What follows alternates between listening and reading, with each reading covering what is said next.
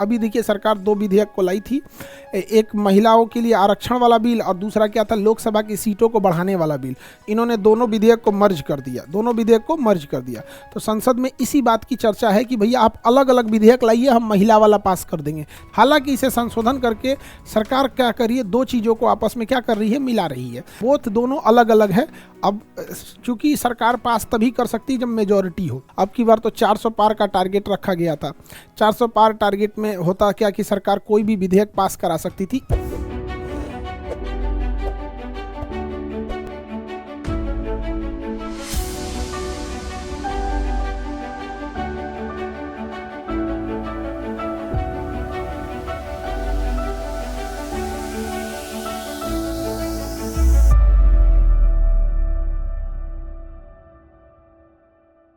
लेकिन राजनीतिक रूप से आपकी भी चेतना थोड़ी बढ़ाने की ज़रूरत है, खास करके फीमेल लोग पॉलिटिकल इन्वॉल्व नहीं है।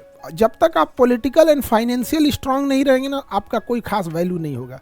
और लड़कियों को देखिए, पॉलिटिक्स में आपकी कोई खास वैल्यू नहीं है, का बहुत कम वैल्यू है, एडवांटेज उतना ज़्यादा नहीं मिलता है, आपकी बात कोई खास रखता नहीं है, और फाइनेंशियल आपकी स्थिति आप खुद जानती हैं। तो खैर अब आगे बढ़ने की ज़रूरत है, चलते हैं। मार्क्सवादी कम्युनिस्ट पार्टी ये भी बनी थी, ये भी अभी राष्ट्रीय पार्टी है। भारतीय जनता पार्टी अभी तो दुनिया की सबसे बड़ी पार्टी और दुनिया की सबसे अमीर पार्टी यही है।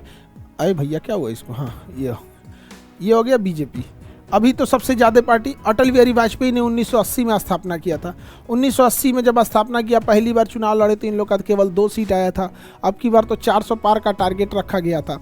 400 पार टारगेट में होता क्या कि सरकार कोई भी विधेयक पास करा सकती थी, ईजिली पास करा सकती थी। अभी देखिए सरकार दो विधेयक को लाई थी, एक महिलाओं के लिए आरक्षण वाला बिल और दूसरा क्या था, लोकसभा की सीटों को बढ़ाने वाला बिल।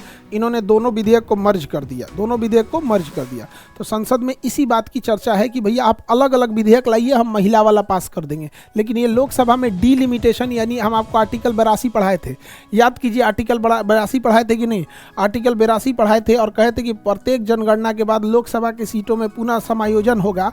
और हम आपको ये भी पढ़ाए थे कि वर्तमान लोकसभा की सीटें 1972 की जनगणना पर आधारित है और इसे जब चेंज किया जाएगा तो 2026 में चेंज किया जाएगा और उस समय 2001 की जनगणना पर आधारित हो जाएगी।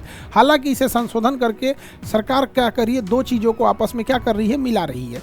कि एक महिलाओं के लिए 50% जो है वो 1/3 जो आरक्षण है या उससे जो, ताकि महिलाओं का रिप्रेजेंटेशन बढ़ सके। और ये डीलिमिटेशन, बोथ दोनों अलग अलग है। अब चूंकि सरकार पास तभी कर सकती है जब मेजॉरिटी हो, तो मेजॉरिटी से पास नहीं हो पाया। उसका रीज़न ये था कि गवर्नमेंट करी कि दोनों विधेयक को एक में मिला के हम पास कर देते हैं। और जो साउथ इंडिया है, साउथ इंडिया, उनका कहना है कि हम महिलाओं के आरक्षण वाला विधेयक पास कर देते हैं। लेकिन ये जो लोकसभा में सीटों को आप बढ़ा रहे हैं, तो साउथ इंडिया वालों का कहना है कि भैया हमारे यहाँ जनसंख्या कम है, हम लोग को लॉस लगेगा, हमारी आप बातें सुनना छोड़ दीजिएगा। और यूपी बिहार वालों की जनसंख्या ज़्यादा है तो उनकी बात सुने जाएंगे। तो दोनों को क्या है कि क्लब किया गया है। तो ये दोनों की चर्चाएं हैं यहाँ पर।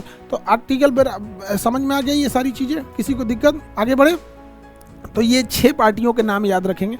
आम आदमी पार्टी अरविंद केजरीवाल का झाड़ू छाप, किताब छाप, हाथी छाप, कमल छाप, ये हसुआ, हथौड़ी, पंजा, ये जिसका जो चुनाव चिन्ह है वो करना है। आगे बढ़िए। Any problem? देखो, डीलिमिटेशन से साउथ इंडिया वालों को लॉस है, जिनकी जनसंख्या नहीं है उनको थोड़ा सा डीलिमिटेशन से लॉस। ये तो हम पढ़ा चुके हैं आर्टिकल 82 में। आप याद कीजिए, हम आर्टिकल 82 में ये सब चीज़ों को पढ़ा दिए हैं। हाँ,